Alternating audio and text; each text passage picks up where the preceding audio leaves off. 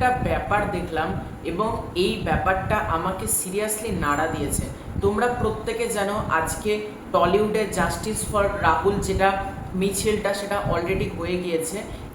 এবার আমি সন্ধ্যের দিকে একটু ফেসবুক দেখছিলাম যে কি আজকে হলো, তো সেখানে জিতু কামালের একটা ব্যাপার আমার নজরে আসে। মনে হলো এই ভিডিওতে এই ব্যাপারটা নিয়ে আলোচনা করি। তার আগে ছোট্ট অনুরোধ করব, তোমরা প্রত্যেকে না গোটা ভিডিওটা দেখো, তোমরা একটু ধৈর্য ধরে গোটা ভিডিওটা দেখো। তোমাদের যদি ভিডিওটা ভালো লাগে ভিডিওতে একটা লাইক করো, কমেন্ট করো। প্রথমে যে ব্যাপারটা বলবো সেটা হচ্ছে, দেখো এই ব্যাপারটা যখন আমার নজরে এলো, আমি তোমাদেরকে দেখাচ্ছি ব্যাপারটা ফোনে, তো ব্যাপারটা আমি যখন দেখলাম আমার এতটা ইমোশনাল লাগলো না যে সিরিয়াসলি আজকে আর্টিস্টদের কোনো দাম নেই। মানে আজকে রাহুল দাকে নিয়ে যে এত মানুষে মিছিল করছে, এত মানুষ পথে বেরোচ্ছে, কিন্তু রাহুলদা যদি রাহুলদার জন্য এটা করতে হতো না যদি প্রথম থেকে কাউকে পথে নামতে হতো না, কাউকে এফআইআরও করতে হতো না, কোনো হাউসকে ব্যাকলিস্টেও ফেলতে হতো না, যদি প্রথম থেকে এই যে আর্টিস্টদেরকে নেওয়া হচ্ছে তাদেরকে একটা সুস্থভাবে গাইড করা যেতে পারতো।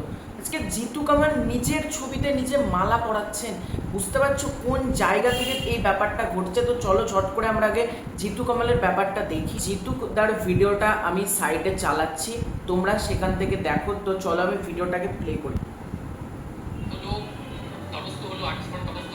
এই ছবিতে মালা পড়ার পরই হয়তো তারা দেখবে, অন্তত আমার কথাটা শুনবে, বিনা দিতে নাই সোজা করে দিই, আমি যুদ্ধ করে যাবো। ওই প্রোডাকশনের অনেকটা বড় গল্প। তার আগে আমি প্রোডাকশনে ওই কাজ করতে গিয়ে হসপিটালাইজ করি।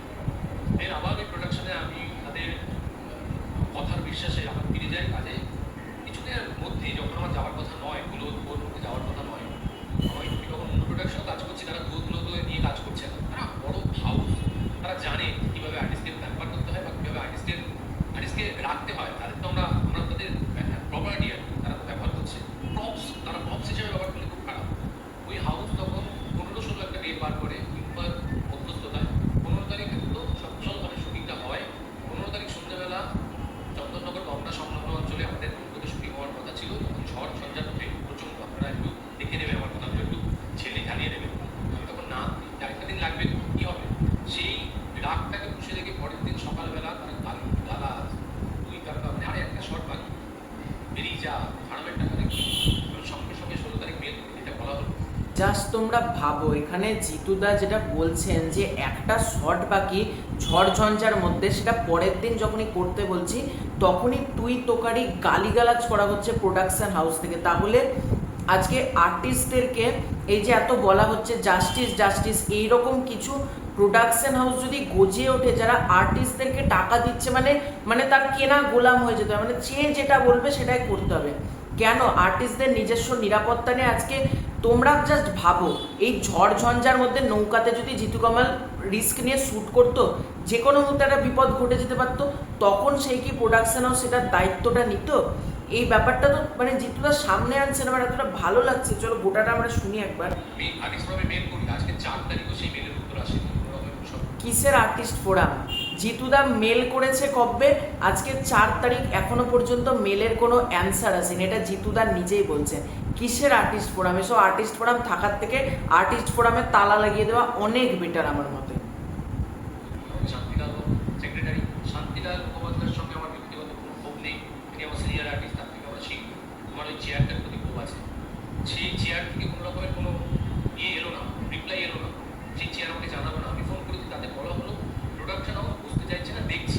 আমার এখানেই প্রশ্ন, আজকে রাহুলের সাথে যে ঘটনা ঘটেছে, যে প্রোডাকশন হাউসের বিরুদ্ধে আপনারা এফআইআর করতে গেলেন, ছোট্ট একটা হাউস যে প্রথম কাজ করছে সেই আপনার কথা শুনেনি, এত বড় একটা শক্তিশালী হাউস আপনার কথা শুনেই শুনি। প্রোডাকশন হাউস দেখো এখানে জিতুদা পুরো এই কথাটার সাথে আমি 200% এগ্রি করি যে আজকে নতুন প্রোডাকশন হাউস যেগুলো উঠছে তাদেরই এতটা বারবারন্ত, তারাই কোনো রকম কোনো রেসপন্স করছে না, তাদের এগেনস্টে কিছু করা যাচ্ছে না। আর ম্যাজিক মোমেন্ট যেটা রাহুলদার ধারাবাহিকের যেটা প্রোডাকশন হাউস, তাদের এগেনস্টে থোড়াই সেটা ওয়ার্ক করবে, আমি সিরিয়াসলি বলছি বুঝতে পারছি না। এটা জিতুদার কথার সাথে আমি 200% এগ্রি করছি যে নতুন প্রোডাকশন হাউস তারা যদি এত বাড়াবাড়ি করতে পারে, তাহলে পুরোনো হাউস তাদের হাতে তো পুরো মার্কেট রয়েছে, তারা তো জানে কোথা থেকে কোন লোককে হায়ার করলে কোথা থেকে কি ঘটতে পারে, তাদের পুরো মার্কেট ছক কষা আছে। আজকে যে লোকটা নতুন প্রোডাকশন হাউসে আসছে সে যদি জিতুদার ওপর এরকম অন্যায় করতে পারে তাহলে পুরোনো হাউসও করতে পারে।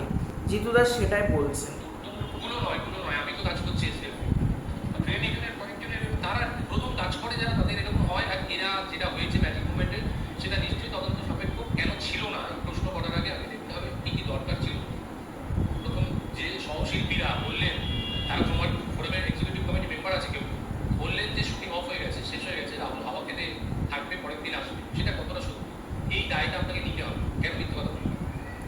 একেবারে সত্যি কথা জিতুদা যেটা বলছেন, মানে এই মানুষটা প্রতিবাদ করতে জানে, একটা প্রতিবাদী মানুষ, এরকম মানুষই দরকার। মানে মানে আমি কিছু টাকার জন্য বিক্রি করে দেবো নিজের মেরুদণ্ড, এরকম মানুষ হওয়ার থেকে আমি প্রতিবাদ করব, অন্যায় দেখলে প্রতিবাদ করব। সেক্ষেত্রে আমি দুটো কাজ কম পাই, কোনো অসুবিধা নেই, কিন্তু অন্যায় হলে সেটার প্রতিবাদ করা উচিত। এটা কিন্তু জিতুদা রাহুল দানেও মুখ খুললেন যে প্রোডাকশন হাউস থেকে বলা হচ্ছিল যে রাহুল জলের ধারে মানে এমনি হাওয়া খেতে গিয়েছিল, কিন্তু শুটিংও আমাদের অফ হয়ে গেছিল। এত বড় মিথ্যে কথাটা কেন, যখন দেখা যাচ্ছে ক্যামেরা চলছে, ড্রোন চলছে, জলের একটা সিকোয়েন্স আছে, এত বড় মিথ্যে কেন প্রোডাকশন হাউস থেকে? এবং সবাই কেন মানে মানে অন্যায়টা ধামাচাপা দিতে ব্যস্ত? এইটাই হচ্ছে জিতুদার কথা, এবং আমি জিতুদার প্রতিটা লাইনের সাথে এগ্রি করি। এখানে তোমার নিজের ছবিতে মালা দিয়েছে, এই ছবিতে মালা পরার পর এত লোক তটস্থ হলো, আর্টিস্ট তটস্থ হলো, তাহলে হয়তো এই ছবিতে মালা পরার পরই হয়তো তারা দেখবে, অন্তত আমার কথাটা শুনবে। আমার কোনো বিন্দুমাত্র সংকোচ নেই যে এরপরে পলিটিক্স করে আমাকে সরিয়ে দেওয়া হবে, আমি কথা ভেবে দেবো, কিন্তু বিনা যুদ্ধে নাই হোক সুচার করে দিই, আমি যুদ্ধ। এখানে জিতুদা যেটা বললেন যে পুরোটা একদম সত্যি কথা, যে আজকে মৃত্যুর পর পুরো বিচার হচ্ছে। আজকে আমি যে প্রোডাকশন হাউসের জন্য হসপিটালাইজড হলাম, সেই প্রোডাকশন হাউসের উপর যখন আমি আর্টিস্ট ফোরামকে বলতে চাইছি, আর্টিস্ট ফোরাম কোনো রকম রেসপন্সই করছে না। আজকে 4 তারিখ হয়ে গেল, তাহলে আমারও যখন মৃত্যু ঘটবে তখন মনে হয় আর্টিস্ট ফোরাম দেখবে যে প্রোডাকশন হাউসটা কী কী অন্যায় করেছিল। একেবারে সত্যি, তবে মৃত্যুর পরে তুমি কেন কাজ করবে, আগে আর্টিস্ট ফোরামটা কেন? মানে আর্টিস্ট ফোরামরা কি চাইছে, যে আর্টিস্টদের মৃত্যু ঘটুক তারপর আমরা স্টেপ নেব। এইরকম যদি মেন্টালিটি আর্টিস্ট ফোরামের থেকে থাকে, এরকম আর্টিস্ট ফোরাম তুলে দেওয়া দরকার, কোনো প্রয়োজন নেই। ভাবো জিতুদা কতটা মানে খারাপ লাগা থেকে, কতটা ক্ষোভ থাকলে নিজের ছবিতে মালা দিয়ে কথাটা সে বলতে পারে।